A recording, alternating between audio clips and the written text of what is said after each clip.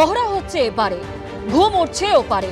পেহেলগাঁও হামলার পর ভারতের আক্রমণাত্মক অবস্থান হাড়ে হাড়ে টের পাচ্ছে Pakistan.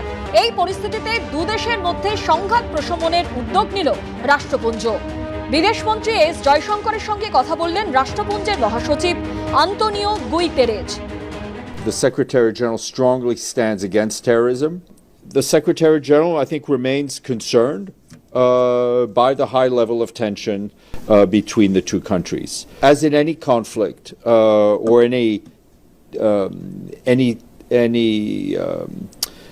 any time there's a risk of conflict, because that's where we are, the Secretary General's good officers are always available should both sides agree to it.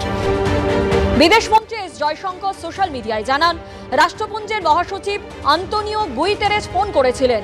স্পষ্ট ভাষায় তিনি যেভাবে পেহেলগাঁও হামলার নিন্দা করেছেন তা প্রশংসনীয়। দায়বদ্ধতার বিষয়টিও যে গুরুত্বপূর্ণ তা নিয়ে একমত হয়েছি। এই হামলা যারা চালিয়েছে, যারা পরিকল্পনা করেছে, যারা মদদ দিয়েছে, তাদের আইনের আওতায় আনার বিষয়ে ভারত দৃঢ়